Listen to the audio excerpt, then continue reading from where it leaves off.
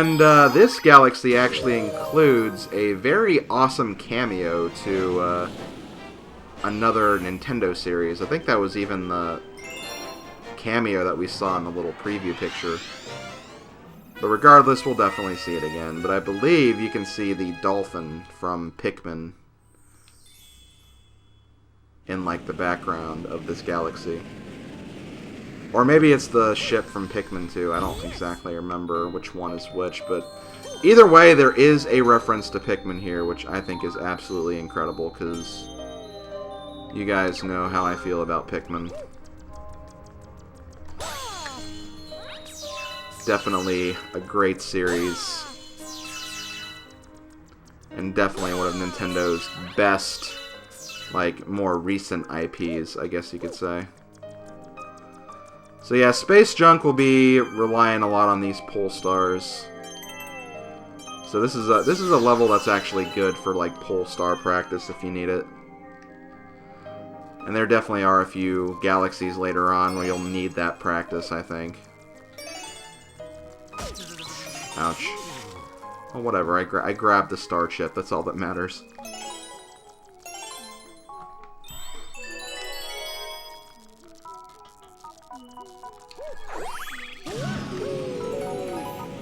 Boom! Grab all the star bits. Grab them all!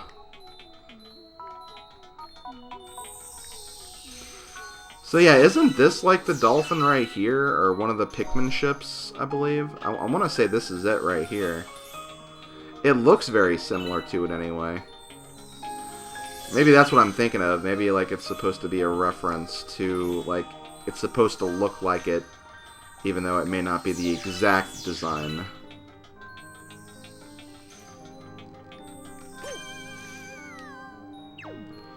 References never have to be exact, I suppose.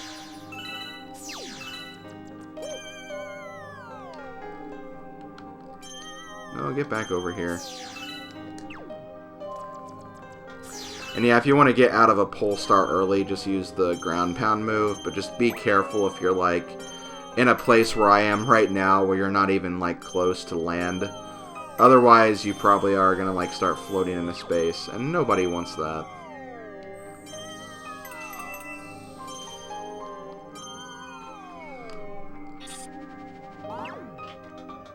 Okay, let's skip by these guys.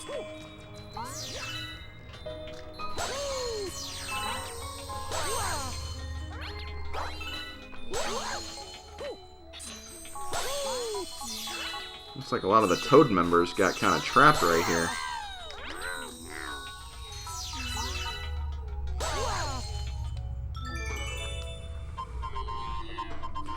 Oh, and there he is himself. Our brave leader, who wasn't actually around to see his Toad buddies get frozen. Actually, where were you anyway? Where were you? Da-da-da-da! Mr. Mario! As the brave captain of the Toad Brigade, I've already discovered a shortcut to the Power Star. Take the Sling Star at the top of the Star Shroom. Oh my god.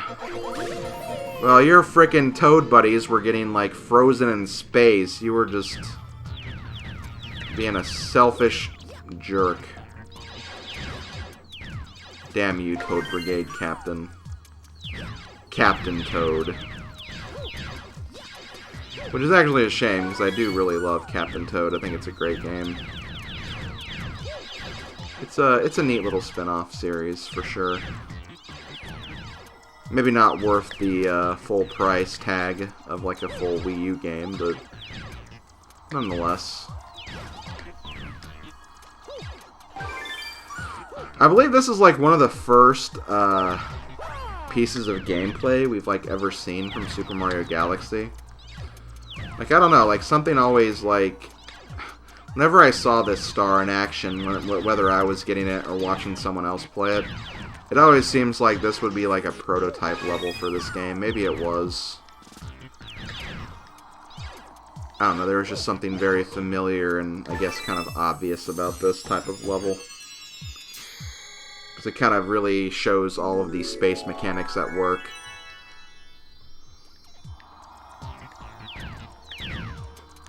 But yeah, that's pretty much it for this star. Just gotta make it back without falling. Which, falling is a lot easier to do than you would think. This is actually a star that I think gets significantly harder when you're in Luigi's mode, because he has more traction. Or actually, it's less traction. Regardless, he slips around a lot more, so it's very easy to fall off, which can make that kind of annoying. But thankfully, I think we're okay. Okay, so there we go. We got the Pole Star Path. And once again, we discovered a new galaxy in the fountain. I believe that's the second big galaxy for this world. We'll go ahead and see what that one is. But I'm not gonna, once again, I'm not gonna do it just yet. Here we have Battle Rock Galaxy. So we're gonna go back to Space Junk though. Get a few more power stars. Have some good times. All that other good stuff. Camella's airship attack. Airships, eh? Yep, that's what we got. Lots and lots of airships. It also is kind of neat that we just have like random skirmishes with Bowser's troops like while we go through this.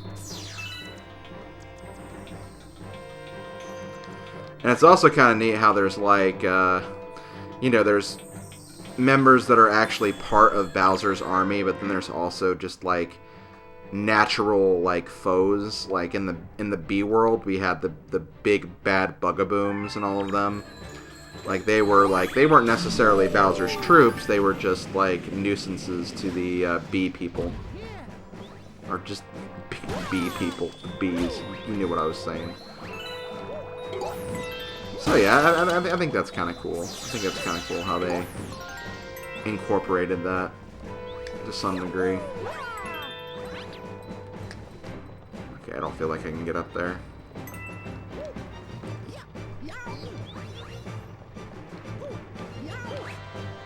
Also, this good Mario 3 remix to the airship theme.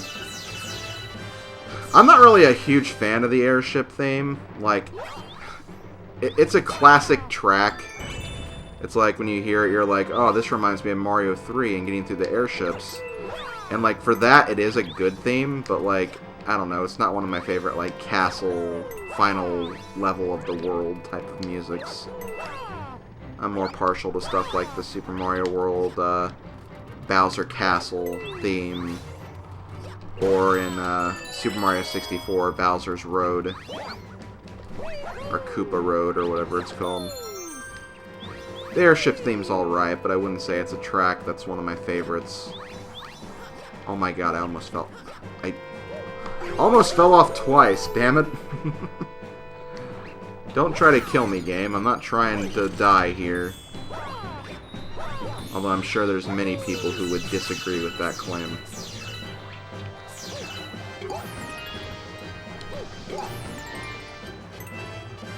Okay, so here we have a shell. Much like in Super Mario World and Mario 3, I guess, you can pick up shells and throw them at enemies. The one thing you have to keep in mind, though, is you do have to be fairly accurate for when you throw the shell. You need to make sure you're lined up perfectly with whatever you're going to be trying to throw it at. But for the most part, though, it's pretty self-explanatory. Oh, wow, I almost got hit right there. I want to see if I can... no, you don't need to use a shell in the Magic Koopas. You can just spin them. And they usually give you coins no matter what, so keep that in mind. If you're trying to farm star bits, you're not necessarily going to get them out of the Magic Koopas. Actually, before I do this... Okay, they just give you coins. Yeah, definitely investigate little things like that, because sometimes they can give you some goodies. And like, right over there, you notice that pole star over the chimney or the smokestack. That means there's something hidden down here. And look at this, a lot of star bits. So yeah, you definitely have to be observant with your surroundings. You can find little goodies like this if you keep your eyes open. Okay, so let's see what's next. Okay, so here we have the red Koopa shells, which, if you remember Mario Kart and how they work in that game, it's pretty much the same idea. They home in on enemies, so we can use these to get these guys from a distance. I think you can still technically use the green shells, but again, you'll have more accuracy if you use the red shells. Well, the red shell isn't exactly respawning right now, so I'll just use the green one then. Also, I'll save this Toad because he has a purple hat. Any other Toads? Yeah, I'll save you too. If a shell is just out of reach, you can still spin to pick it up. So yeah, you kind of saw that a little bit earlier, but like, see, the shell's away from me, but I can still spin to pick it up. Kind of a useful thing to do if, like, you're trying to avoid enemies and you want to make sure you pick up a shell still. It's kind of nearby.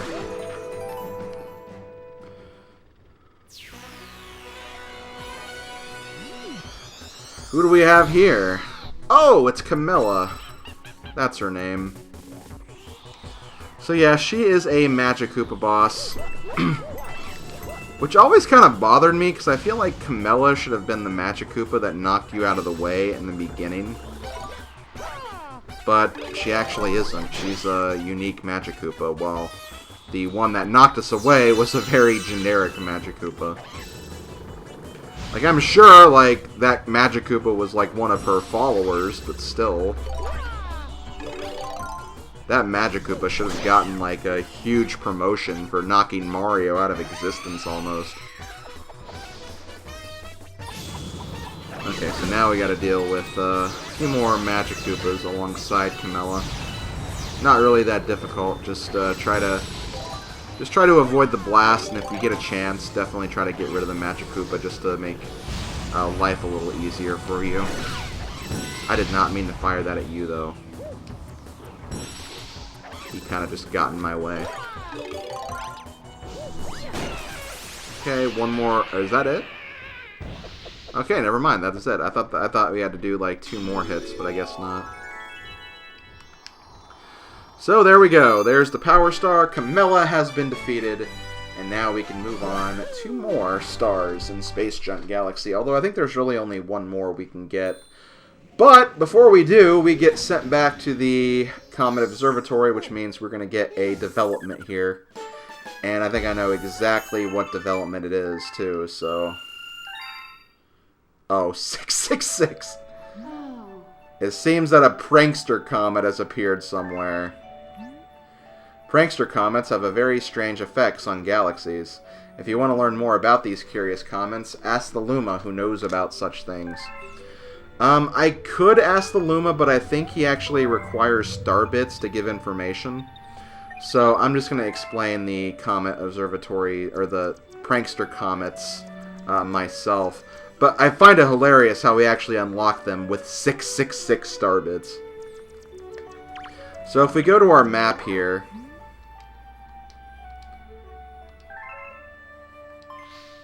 you'll see that we have a new star on Good Egg Galaxy. These are Prankster Comets. They are basically small mini missions where you can get a Power Star from them. I could get this right now, but I want to finish up Space Junk and probably just finish up this dome in general. And besides, there's also a good possibility that we'll actually get a Prankster Comet while we're trying to clear out these missions. But yeah, every level has essentially one Prankster Comet. Technically 2, but the second ones won't unlock until post-game, so we'll be getting those later.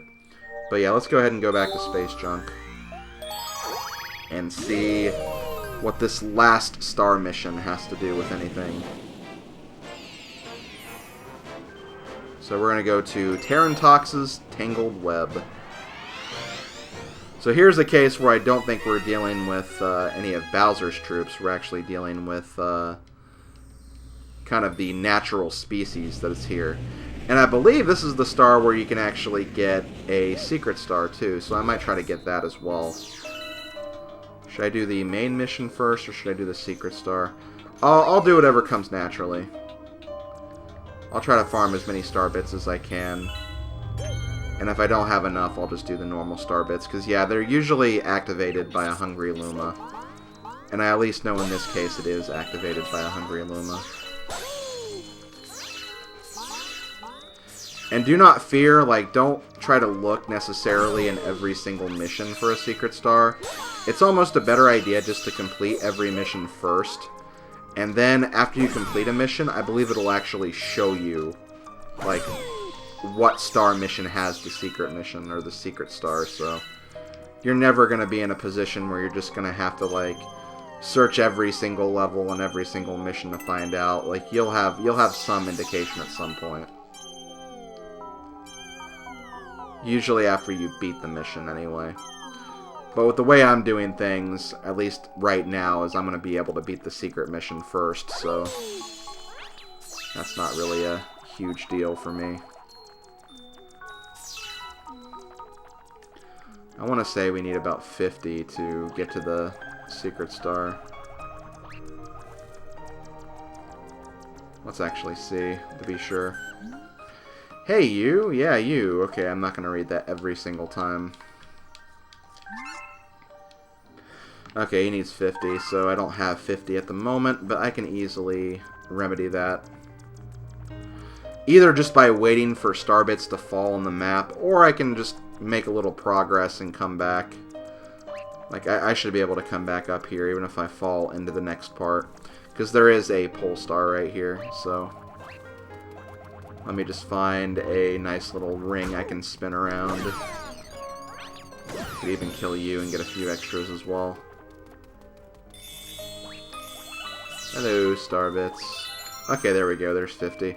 And yeah, you get a 1-up every time you get 50 star bits too, so that's also nice. Getting lives. You'll never have an issue with lives in this game, I feel like. So yes, let's go ahead and go to the Hungry Luma here.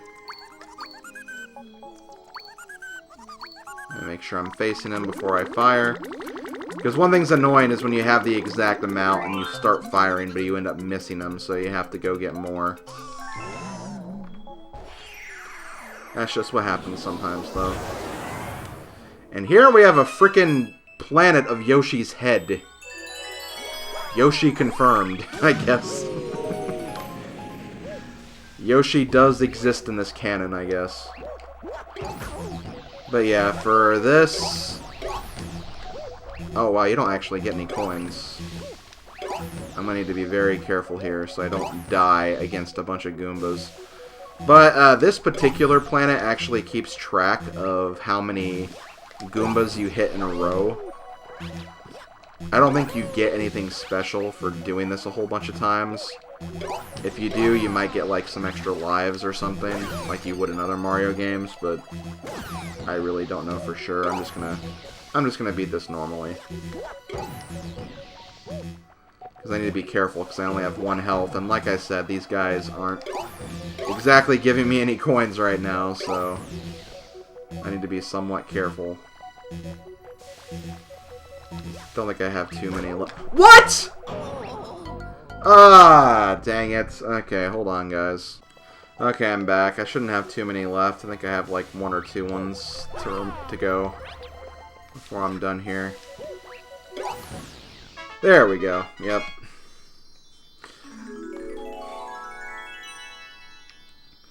So yeah, that's kind of another case of the directional controls kind of messing you up a little bit. That's just one of the things that can happen in this game, because keep in mind, this is like a completely, like... It's a 3D, 360-degree spherical planet simulator. Sometimes, if you're not lined up perfectly, you're not going to have the straightest jump, and in some cases, you can actually get killed, like I did in that little instance right there, so... Just got to be very, very careful. Now that we got that taken care of, we can actually... Oh! Looks like the Speedy Comet has actually come in here to play on Space Junk. So, before we can continue with Space Junk, we do actually have to go ahead and take care of this star too, so that is going to be the next thing we do. Also, sorry for my voice kind of cutting out right there. So the Speedy Comets are the red comets. Basically, these are speed runs where you have to basically beat the level or the star mission in a certain amount of time. You also get kind of a red glow around the screen too, so that kind of signifies this is a speed run mission, I guess. But yeah, I usually have to do the entire mission, and you only have 4 minutes in this case, which really isn't that bad, because this is not a terribly long mission, and because of this, you're probably not going to want to grab star bits. Where the hell am I going? Wow, that was kind of weird. I don't know why I got, like... I don't know why I was, like, starting to get pulled to, like, another planet. Maybe I was getting pulled to, like, a future planet or something, and I could have skipped a whole bunch. That is something that could potentially happen, but you have to know this game, I feel like, really, really well to know about that kind of stuff. And I feel like Super Mario Galaxy 2 is the more sequence-breaky game, where you can break a lot of stuff in that game very easily. Here, I don't think it's as bad. Like, they usually try to account for that kind of stuff in this game more than they did in Galaxy 2, I feel like. But yeah, don't try to go for, don't go out of your way for star bits, because you are, again, on a time limit, so you don't want to, like, mess that up. Okay, come on, get over here, drop.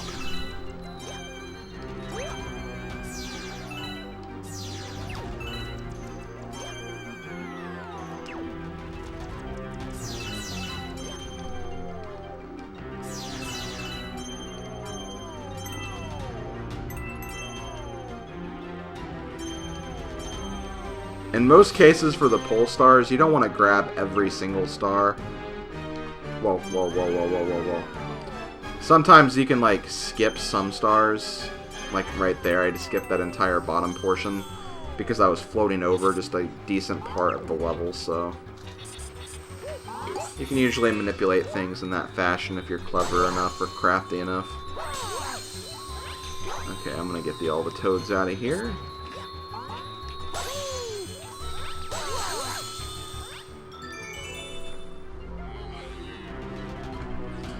So I have about 2 minutes to do the silver star portion of this level.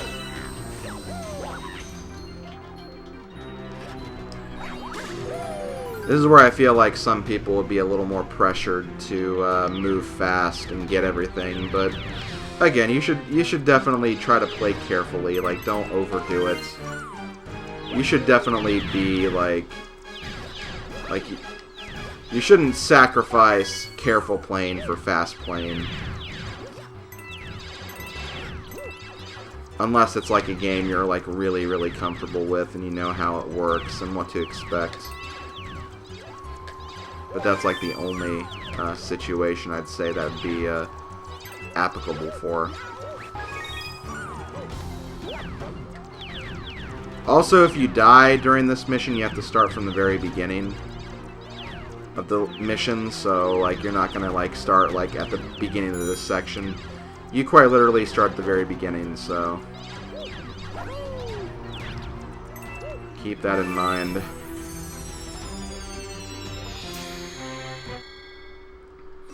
And there we go. That is the Power Star. But I have to make it back there too, so it's not over yet. I could still essentially make a mistake if I'm not careful.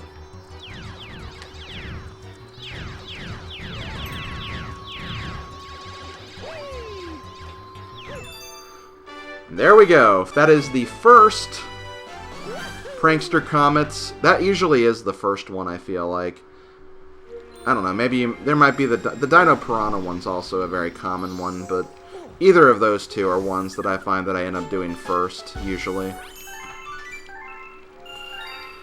Okay, so there we go. Discovered a new galaxy in the fountain. So all the galaxies here are discovered except for the base, I think. Oh, no! That is the enemy base. Okay, I guess we haven't unlocked the other planet, then... Yeah, sometimes, like, if you do try to collect as many stars as possible, sometimes you'll find a case where, like, you unlock, like, the enemy base before you unlock another planet. But once you start working on some of the other planets in the same dome, you'll probably get access to the other ones, so it's not a big deal.